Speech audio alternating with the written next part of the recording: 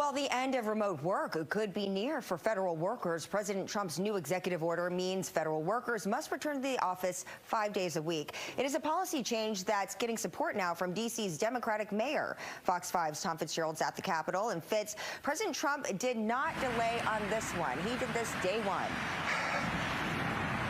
Yeah, he certainly did, Angie, and expect that this is just going to be the first step of the president's efforts to remake the federal workforce, cut through bureaucracy, and instill more what he says is efficiency. Now, remember, work from home began during the first Trump administration. Back then, COVID-19 led to precautions and shutdowns, but the federal health emergency has been over since May 2023, but yet many federal workers still work from home. A recent Senate report found that only 6% of federal workers work a 5-day full-time basis, and nearly 1/3 of the entire federal workforce still works from home. Many taxpayers who are in the nation's capital right now for the inauguration tell Fox 5 they've had to go back to work. They think all federal workers should as well. We will also require that federal workers must return to the office in person. People do need to go back to work, in my opinion, because everything's over now. I don't necessarily think it's I think it's a political stunt. Imagine how much money it's taking to actually run those buildings. No one's working there. One of the supporters of this return to work effort is none other than D.C.'s Democratic Mayor Muriel Bowser. Was cited several times over the last few years that the lack of federal workers in the nation's capital has hurt the local economy. And while some labor attorneys tell Fox 5 they expect lawsuits to try to stop the White House effort, Maryland Senator Chris Van Hollen says he does have concerns about this one-size-fits-all approach. This is something we're very focused on. Again, this is an area where we want to take a scalpel and not a meat axe to the issue. Look, the reality is that before President Trump took office, there were collective bargaining agreements where a number of workers were allowed to work remotely.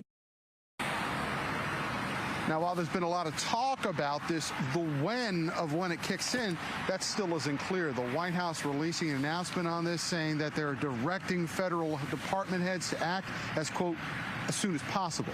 Live on the Hill tonight. We'll send it back into you. All right, Fitz, thank you. In the last 2 weeks, President Trump has offered severance packages to millions of federal workers, fired the head of the National Labor Relations Board, threatened to end remote work for federal employees, and fire all IRS employees. We're going to cover each of these stories every working day of this week and next week, and potentially into the future of the Trump administration, so stick with us. Welcome back to UnionBase, the podcast that keeps you informed about AI, labor, and the future of work. And right now we're talking about labor rights and workplace policies as it relates to the Trump administration. Today we're diving into the reported efforts to revoke telework for federal employees and how unions are gearing up to respond. Before we get into details, let's take a moment to talk about the unions that represent federal workers and employees that they serve.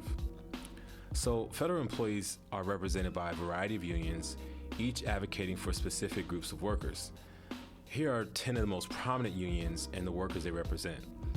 The American Federation of Government Employees, the largest federal union representing over 700,000 federal and D.C. government workers across multiple agencies, including Department of Defense, Veteran Affairs, and Social Security Administration. The National Treasury Employees Union, NTEU, represents about 150,000 employees in 34 federal agencies, including the Internal Revenue Service, Customs, Border Protection, and Environmental Protection Agency. The National Federation of Federal Employees, NFFE, represents workers in agencies like the Forest Service, the Army Corps of Engineers, the Department of Defense, focusing on blue-collar and professional employees. The International Federation of Professional and Technical Employees, IFPTE, represents engineers, scientists, technical professionals in agencies like NASA, the Department of Energy, and the Federal Aviation Administration. The AFSCME, aka AFSCME, the American Federation of State, County, and Municipal Employees, primarily represents state and local government workers, but AFSCME also represents some federal employees, particularly in the District of Columbia. We also have the National Association of Government Employees, represents workers in the Department of Veteran Affairs, Department of Defense, and other agencies focusing on blue-collar and white-collar employees. The Professional Managers Association represents managers and non-bargaining unit employees at the IRS and other agencies. And the Federal Education Association, they represent educators and support staff in the Department of Defense and schools overseas. The National Weather Service Employees Organization represents meteorologists, hydrologists, and other staff at the National Weather Service. The Patent Office Association represents patent examiners and other professionals at the U.S. Patent and Trademark Office. And of course, there is the IRS union. I did mention some IRS workers are covered by a union as well. These unions play a critical role in negotiating collective bargaining agreements, or CBAs, which are legally binding contracts that outline the terms and conditions of employment for federal workers. CBAs cover everything from wages and benefits, hours, safety protocols, and telework policies. So collective bargaining agreements are the result of negotiations between unions and federal agencies. And the process typically involves, of creating a CBA typically involves both sides sitting down at the bargaining table to hammer out terms that balance the needs of employees with the operational requirements of the agency. Once the agreement is reached, it's put into writing and becomes enforceable. The Federal Labor Relations Authority, the FLRA, oversees this process to ensure fairness and compliance with federal labor laws. CBAs are critical because they provide stability, protect workers' rights, and ensure both sides are held accountable. For example, many CBAs include specific language about telework, which has become a lifeline for federal employees, especially during the COVID-19 pandemic. So telework isn't just a perk, it's a critical tool for productivity, work-life balance, and even recruitment and retention. For many employees, it's also a reasonable recommendation for disabilities or caregiving responsibilities. So revoking telework could disrupt these arrangements and create significant challenges for federal workers. That's where unions come in. So let's take a closer look at how they may respond to the revocation of telework. Unions have a range of tools at their disposal to push back against the revocation of telework. Here's what they're likely to do. They can file grievances and unfair labor charges.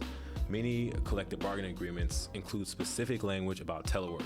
For example, AFGE's contracts, the American federal government employees that I mentioned earlier, often state that telework agreements should be negotiated on a case-by-case basis and not unreasonably denied. So if telework is revoked, AFG and other unions could file grievances arguing that the move violates their contracts. They might also file unfair labor practices and charges at the FLRA, claiming that the revocation undermines their bargaining rights. They can also seek legal remedies. Unions like IAPTE often include language in their CBA stating that the telework can be reasonable accommodation for employees with disabilities or caregiving responsibilities. If telework is revoked, these unions could argue that the move violates laws like the American Disabilities Act, ADA, and seek legal remedies to protect vulnerable employees. Now that could be through the courts.